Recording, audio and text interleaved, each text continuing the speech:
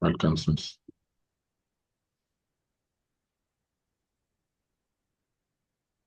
Mientras se agregan los hermanos, vamos a ver, ya están los hermanos Pérez aquí. Es- Les compartí al WhatsApp el programa de la materia. Todavía no les voy a dar a conocer el trabajo final para que podamos estar tranquilitos. Y también ya les mandé el material para la clase de hoy. Como lo vamos a grabar, es muy probable. Estas materias ya están en el canal, por si ustedes quieren también buscarlas.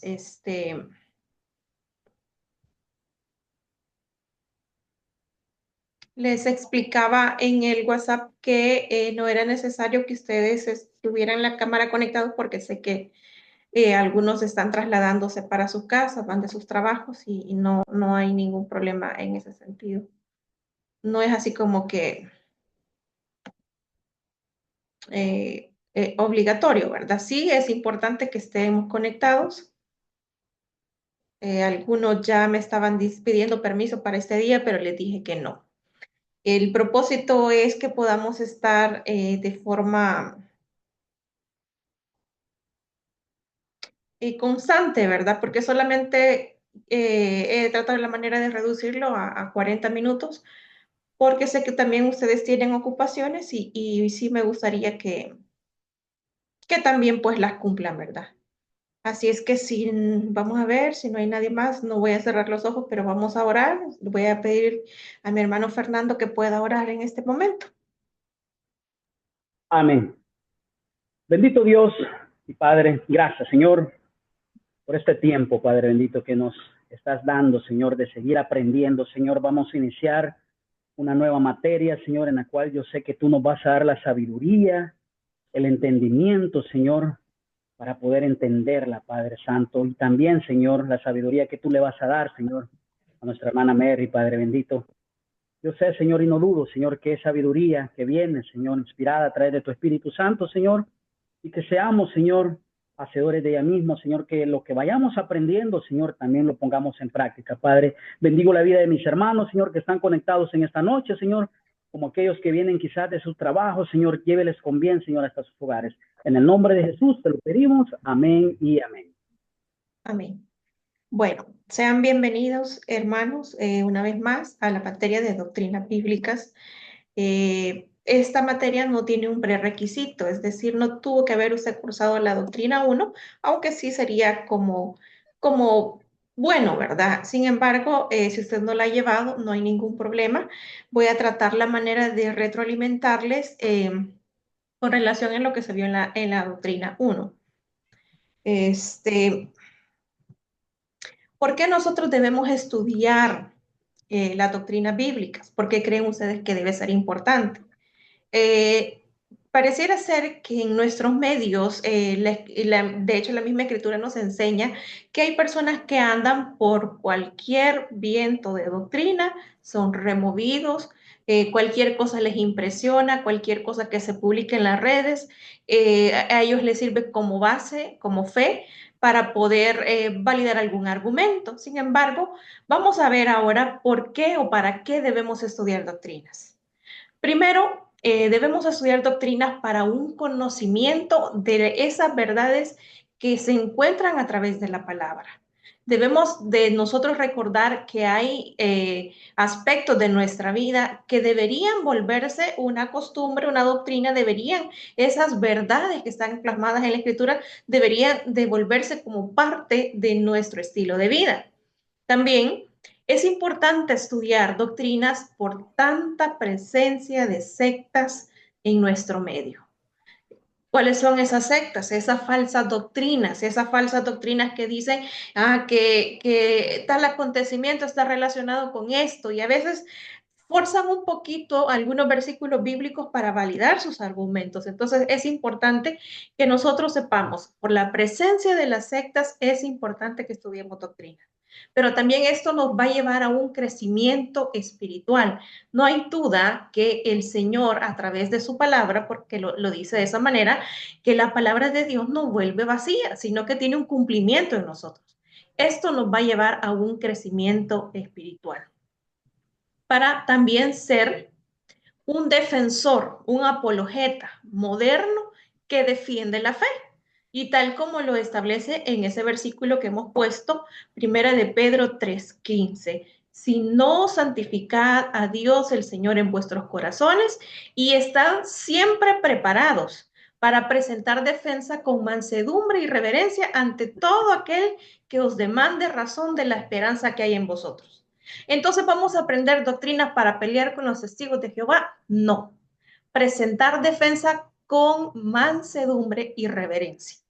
Recordemos que vamos a encontrarnos en nuestra vida, en nuestro trabajo, con los compañeros de estudio, de trabajo, personas que lo único que quieren es medir el nivel de conocimiento que podamos tener nosotros. Aprender doctrina no es para que midamos conocimiento con alguien. Aprender doctrina, estudiar doctrina es para presentar defensa con mansedumbre y reverencia, como lo dice Primera de Pedro 3:15. Ese es un punto de examen. Es parte esencial de la preparación pastoral. Podría decir, hermano Fernando, pero yo no soy pastor, fíjese, hermana, entonces, ¿para qué voy a estudiar doctrina? ¿Qué le va a enseñar a sus hijos? ¿Quién va a educar a sus hijos, hermano Fernando, hermana Carla? Ah, no, entonces tiene que hacerlo Fernando, podría decir la hermana Carla. De ninguna manera, como creyentes, como hijos de Dios, para poder tener un crecimiento espiritual, necesitamos prepararnos en la escritura y eso es a través del conocimiento de las doctrinas bíblicas. El término doctrinas es llamado también teología sistemática. Y la palabra teología está compuesta de dos palabras griegas que son teos, que significa Dios, y logos, estudio o tratado.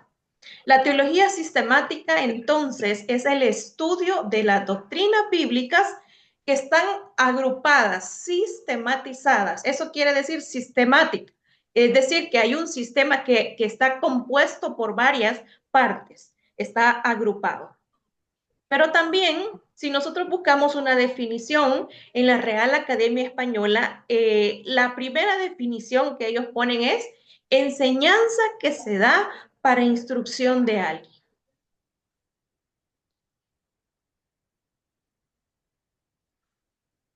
También la definición bíblica es una enseñanza, una instrucción. Y si nosotros examinamos un poquito más a fondo, la doctrina generalmente significa enseñanza, es el acto de enseñar, generalmente lo que se enseña, a eso se refiere ese término.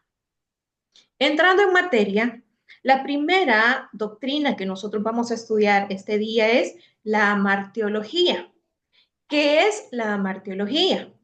Es la rama de la teología sistemática que estudia el pecado, su origen y sus consecuencias.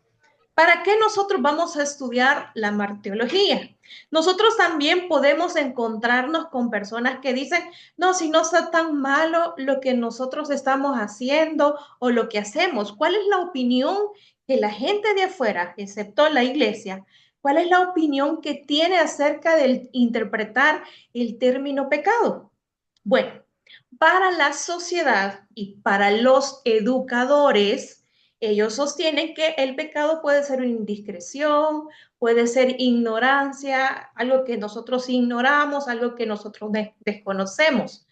Para los gnósticos, esto es una especie de materia eterna, una lucha de dos fuerzas entre el bien y el mal constantemente. Y se ha fijado usted que hay hasta caricaturas, que aparece un angelito y aparece un demonio luchando, porque existen esos dos pensamientos.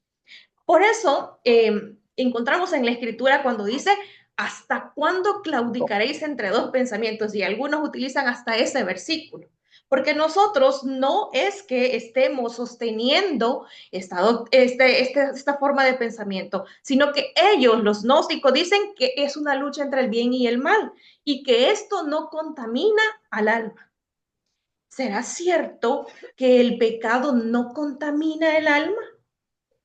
Luego tenemos otra interpretación de los evolucionistas y ellos sostienen que hay especies más evolucionadas que otras, van más adelantadas, más avanzadas y por lo tanto lo menos evolucionadas merecen un trato de bestias.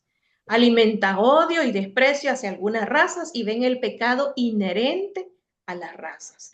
Entonces los más evolucionados son los que no fallan, los menos son los que merecen un trato como bestias. ¿Será cierto eso lo que dice la Escritura con relación al pecado? Y hace mención que es el hombre carnal y que esto es parte de sus debilidades. Y de hecho nosotros utilizamos no un versículo, sino una forma de pensamiento, la carne débil. Pero lo sacamos de contexto porque dice la Biblia que la carne es débil para orar, no para pecar. Entonces, el padre de psicoanálisis, Sigmund Freud, sostiene o él afirmó que no existe en sí, el pecado no existe, ya que el mal no se encuentra en el ser humano sino en el ambiente. Y entonces, ¿dónde dejamos aquel versículo que dice que lo que sale de nosotros es lo que contamina? Porque tenemos algo internamente. Entonces, veamos estos conceptos, estos términos griegos utilizados para el término pecado. Amartía, que significa pecado, desviación de un curso recto. Por tanto, como entró el pecado, entró en el mundo por un hombre y por el pecado la muerte, así la muerte pasó a todos los hombres por cuanto todos pecaron. Amartía, aquí podríamos decir, es errar, desviarnos de un curso recto. Dios nos ha establecido caminos los cuales debemos recorrer. ¿Qué pasa cuando nosotros queremos hacer las cosas a nuestra manera? Nos estamos desviando del camino correcto. También encontramos otro término que es anomía, que significa desorden, iniquidad en el sentido de rechazo de la ley o de la voluntad de Dios. Todo aquel, dice la escritura en primera de Juan 3:4, todo aquel que comete pecado infringe la ley. Tan real como si nosotros vamos a más de 110 kilómetros por hora en la autopista Comalapa, nos hacemos acreedores de una multa de no sé cuánto, creo que 150. Tan real como eso, todo aquel que comete pecado infringe también la ley, pues el pecado es infracción de la ley. Fíjense que para no infringir la ley, estaba revisando, bueno, si voy a 60 millas, entonces son 96 kilómetros. A veces, y esto me daba gracia porque digo yo, a veces hasta calculamos cómo podemos fallarle al Señor. A veces hasta calculamos cómo podemos hacer las cosas sin que se noten. Y eso es en nuestra vida privada, pues no cuando la gente nos ve, porque cuando la gente nos ve, ver casi ángeles, ¿verdad? Hasta el nombre tenemos, Angélica. Pero en la escritura encontramos también parábasis, que es transgresión, cruzar o esquiar un límite, por cuanto todos pecaron y están destituidos de la gloria de Dios. Una consecuencia es, por cuanto todos pecaron, ¿qué sucede? Están destituidos de la gloria de Dios. Estos términos usados también nos enseñan cómo fue que ingresó el pecado, quién fue o cuál fue el primer acto cometido. Encontramos que el primer acto fue cometido en el cielo por un ángel caído, el cual consistió en rebelión, pero también en soberbia, el hecho de querer ser. A veces hemos utilizado, yo de hecho uso términos, por ejemplo, no quiero ser más buena que Dios, porque a veces pareciera ser que ya casi tenemos alas. Dice la Biblia en 1 de Juan 3:8, el que practica el pecado no dice está en un término medio, no, dice claramente es del diablo, porque el diablo peca desde el principio. Para esto apareció el Hijo de Dios, para deshacer las obras del diablo. Pero también ese pecado fue introducido al mundo por el hombre, entrando también la muerte como consecuencia de esa acción.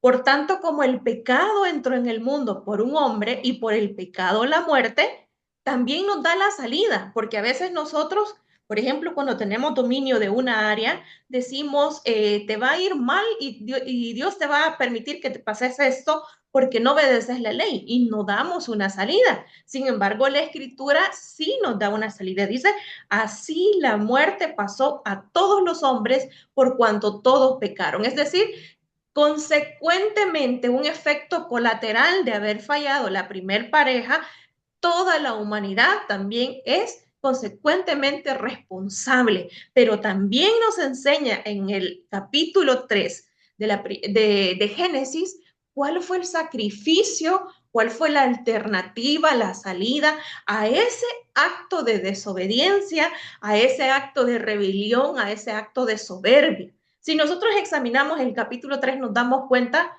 primero, el hombre le echa la culpa a quién? A la mujer. La mujer que me diste.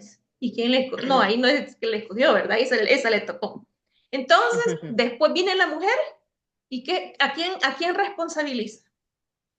A la serpiente. A la serpiente.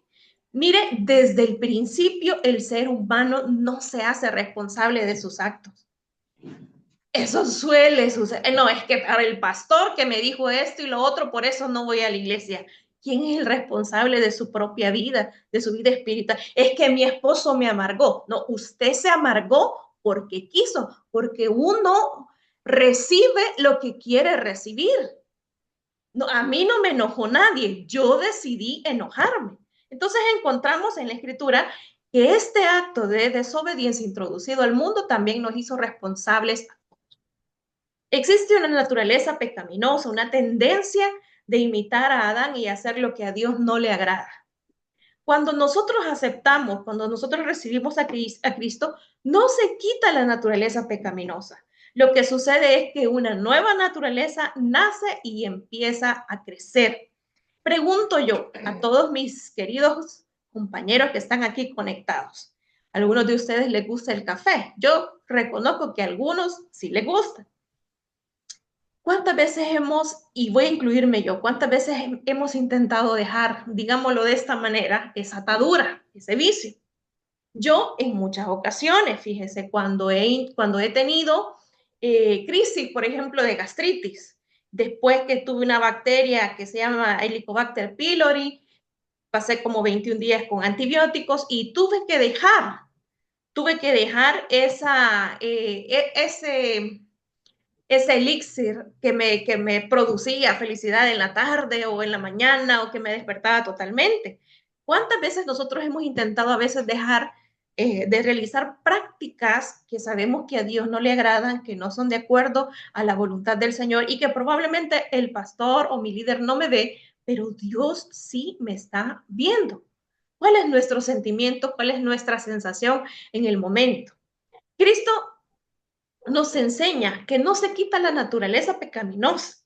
Lo que sucede es que una nueva naturaleza nace y empieza a crecer y lo hace tan aceleradamente según la persona se someta plenamente al Espíritu Santo.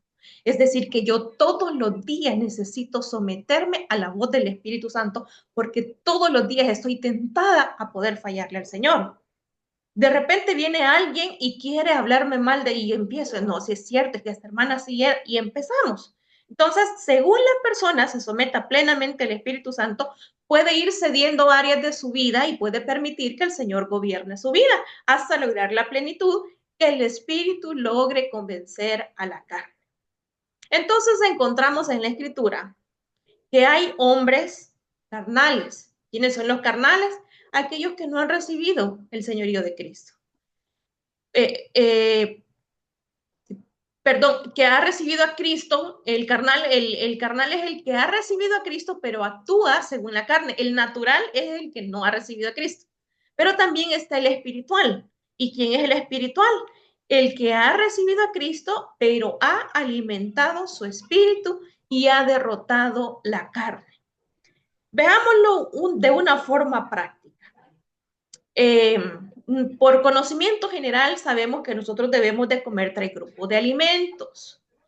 carbohidratos, proteínas y vegetales. Por ejemplo, si yo me inclino más a vegetales, obviamente voy a bajar masa muscular, voy a bajar peso, voy a hacer pérdida de peso porque estoy consumiendo menos calorías de las que quemo diariamente.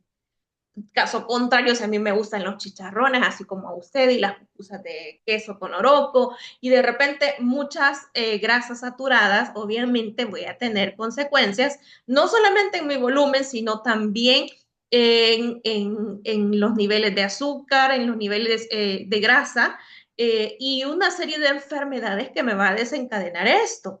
Entonces, y a eso le sumo que no hago ejercicio y paso más de 8 o 10 horas sentada, entonces se puede imaginar las consecuencias que voy a tener o que se va a producir en mi vida. De la misma manera, la persona que ha recibido a Cristo y alimenta más su espíritu ha derrotado la carne. Preguntémonos nosotros, ¿por qué hay personas en las congregaciones que luchan constantemente con algunas situaciones? Hace unos 3 años yo tenía un discípulo de unos 30 y tantos años y venía a veces a visitarme a la oficina y era un vecino. Él ya murió hace 3 años, me dolió mucho su muerte porque era una persona que luchaba constantemente con vicios y, pero era persistente. Y de repente él cuando ya empezó a congregarse me decía, yo regañé a mi mamá porque estaba escuchando música. No, es que no es esa la manera, le decía yo. Y trataba de darle seguimiento para que él pudiera tener un crecimiento. Algo que me alegró muchísimo es que él pudo presentar a su hija porque ese era el deseo de su corazón. Y lamentablemente él falleció un 8 de enero, por eso me estaba recordando un día de estos, lo mataron, pero él estaba, un mes antes había presentado a su hija de 2, 3 años y él estaba muy contento por haber atendido lo que Dios le había dicho. De la misma manera, nosotros si alimentamos, si tenemos luchas en nuestra vida, obviamente, si nosotros nos rendimos a la voluntad del Señor, vamos a tener y vamos a producir ese efecto que el Señor espera que tengamos, ese crecimiento espiritual para no volvernos ya personas carnales, sino personas espirituales. ¿Tenemos enemigos nosotros? Por supuesto. ¿Qué quisiéramos estar haciendo algunos de nosotros?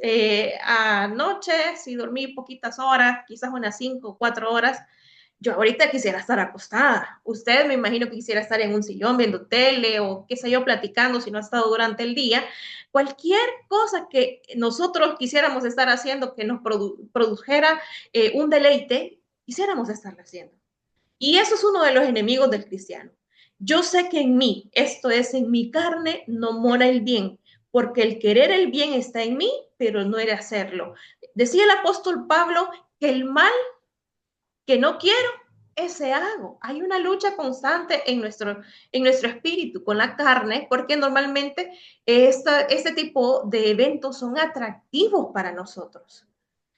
También es el mundo, otro de los enemigos del creyente. Por eso dice, no améis al mundo, ni las cosas que están en el mundo. Algunos de nosotros hemos andado en el mundo. Yo hasta los 19 años conocí al Señor. Entonces ya tenía unos cuantos kilómetros recorridos en el mundo. Usted sí nació en el Evangelio, qué bendición, porque se evitó bastantes dolores de cabeza.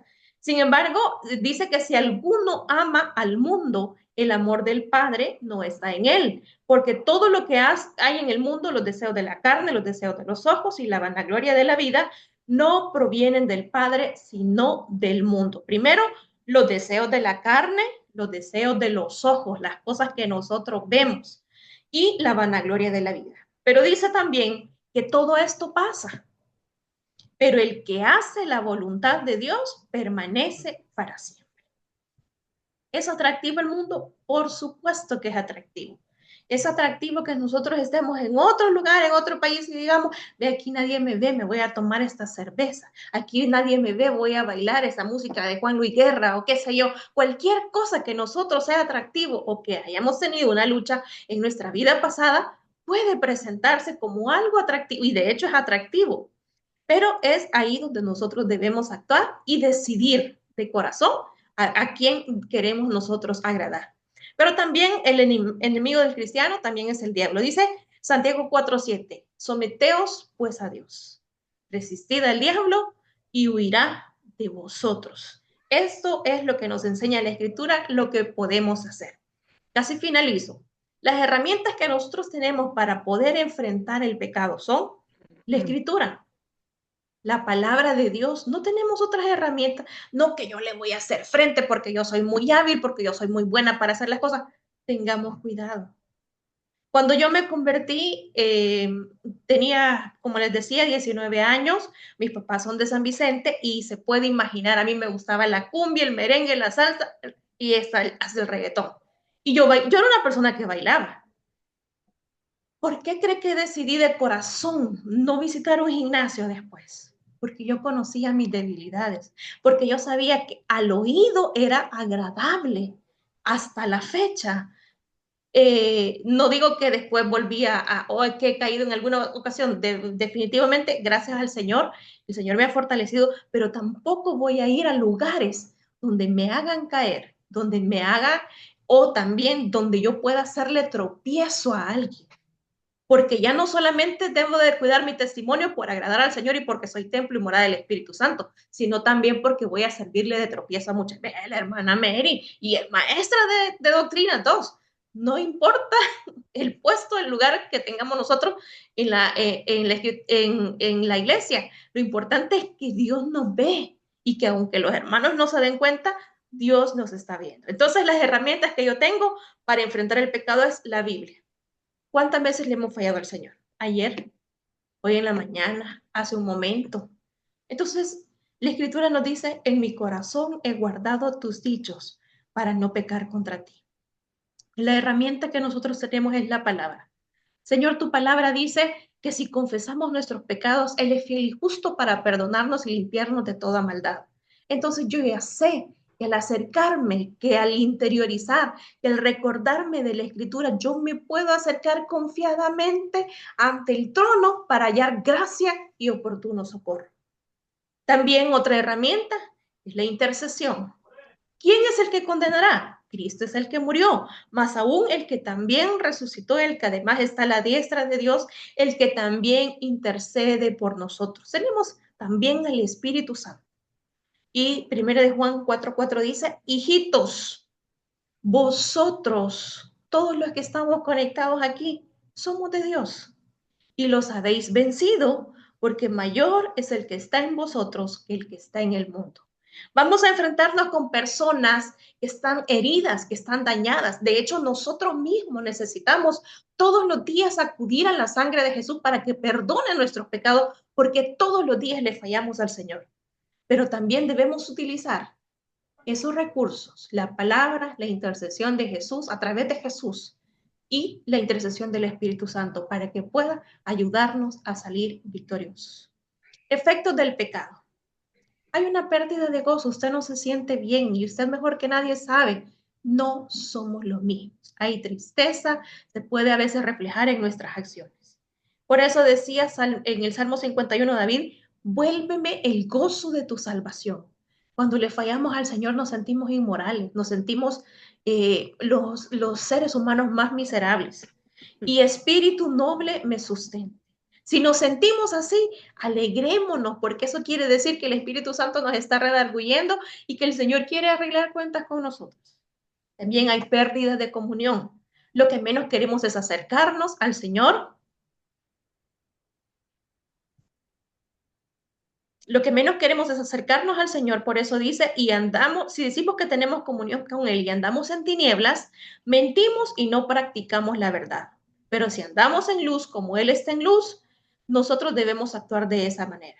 También hay una pérdida de experiencia del amor de Dios, porque el que guarda su palabra en verdaderamente el amor de Dios se ha perfeccionado, por eso sabemos que estamos en Él. También hay falta de confianza en la oración. Dios, el Señor no me va a contestar porque está molesto conmigo. Puede ser un sentimiento que nosotros podemos tener como consecuencia de ese pecado o de cualquier situación que nosotros estemos viviendo. De esta manera estoy finalizando la clase de este día. Solo voy a pedir que nos mantengamos en línea para poder tomar asistencia. Yo les mencionaba al inicio que era importante la conexión porque es parte de su nota. Así es que voy a pedirle de favor a mi hermano Carlos Hurtado que podamos orar en este momento mientras yo tomo nota de la asistencia.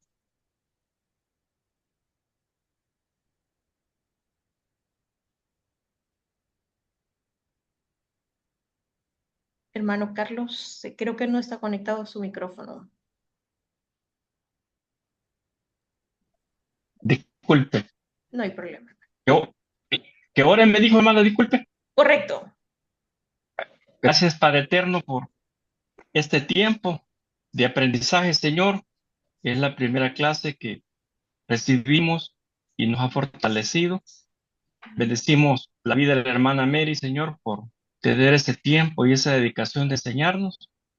Te suplico en el nombre de Cristo Jesús que bendiga su vida y que siempre la tenga con buena salud.